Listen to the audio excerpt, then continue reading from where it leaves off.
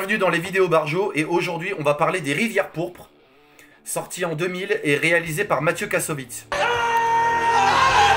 Donc les Rivières Pourpres à la base c'est un roman qui a été écrit par Jean-Christophe Granger, qui est sorti en 98, et Granger qui a d'ailleurs travaillé sur l'adaptation du film avec Mathieu Kassovitz. Donc on va suivre le commissaire Pierre Nimance, qui est joué par Jean Reno, et qui est considéré comme une légende de la police, et il est envoyé à Guernon, qui est un petit village universitaire fictif, je précise.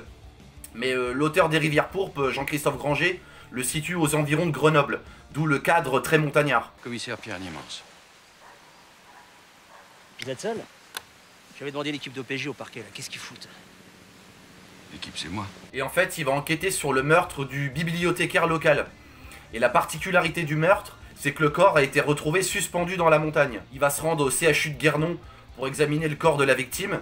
Et là, on va pouvoir constater que le tueur, en fait, s'est fait plaisir. le mec a fait une partie de Docteur Maboul. 4 côtes sont brisées, les bras sont cassés au niveau des épaules et des coudes, fractures multiples du tibia, de la hanche. Enfin, la liste est trop longue, je vous ferai le détail dans le rapport. Les mains ont été amputées avant la mort, vraisemblablement à l'aide d'une hache. Et les plaies immédiatement cautérisées pour que la victime ne meure pas par hémorragie.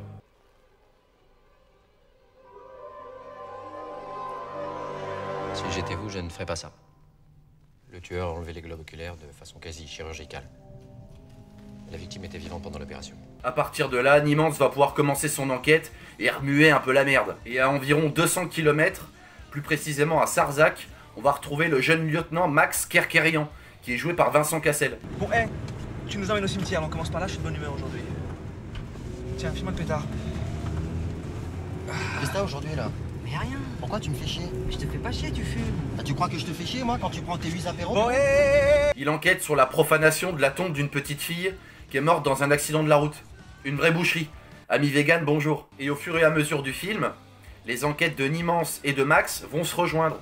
C'est pourquoi dans le cas des Rivières Pourpres, on peut parler en quelque sorte d'un thriller psychologique. Enfin bon, psychologique, c'est pas non plus hyper compliqué à suivre, hein. Le film passe bien, ça coule de source.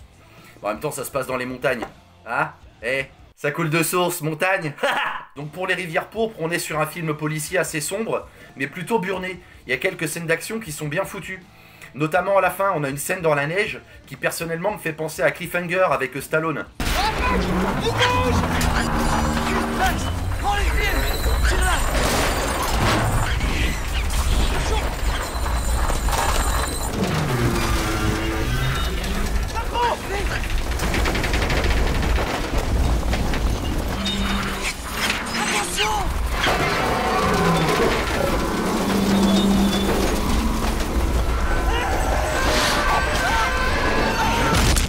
Une des particularités que j'aime bien dans les films de Kassovitz, c'est que je trouve qu'il arrive toujours à créer un espèce de climat de tension.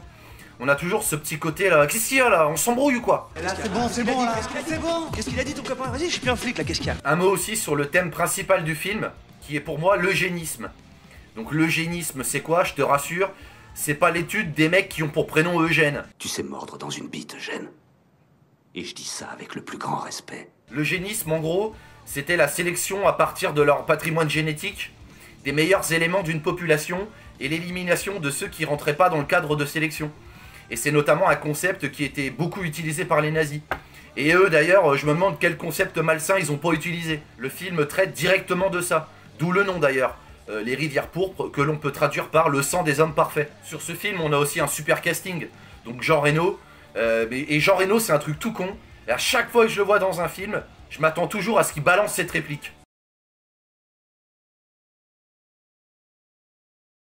Vincent Cassel avec cette scène que j'adore, où il va dégonder la gueule à plusieurs skinheads.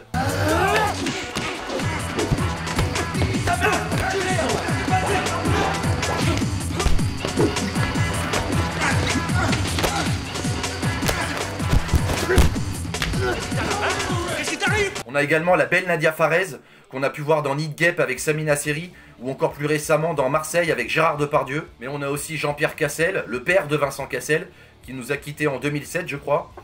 On a Philippe Naon, François Levental ou encore Laurent Lafitte, pensionnaire de la Comédie Française, excusez du peu. Donc voilà pour le 1, maintenant un petit mot sur le 2. Les Anges de l'Apocalypse, qui est sorti en 2004, réalisé par Olivier Dahan, Olivier Dahan, c'est le mec qui a notamment réalisé La Môme avec Marion Cotillard. Et à préciser aussi que dans le 2, le scénario est de Luc Besson. On retrouve toujours Jean Reno dans le rôle de Nimance. Et cette fois, il doit enquêter sur le cadavre d'un mec qui a été emmuré dans une abbaye. Et cette fois, il sera épaulé par un jeune capitaine de police qui est joué par Benoît Magimel. Et lui, en gros, de son côté, un jour, il rentre de patrouille. Il est avec ses collègues et il renverse un mec en bagnole. Et le gars, c'est le sosie de Jésus. Et là, j'ai envie de faire cette blague de très mauvais goût. Eh ben, Jésus, faut rester dans les clous.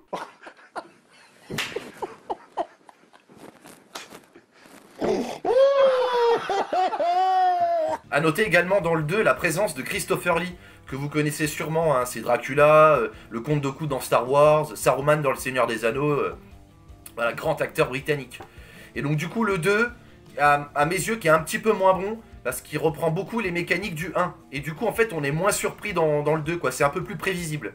Après c'est pas catastrophique non plus, mais bon, voilà, pour moi c'est un petit peu en deçà du 1. C'est tout pour aujourd'hui, merci d'avoir regardé la vidéo, like, partage, abonne-toi, adopte un pingouin, et à bientôt.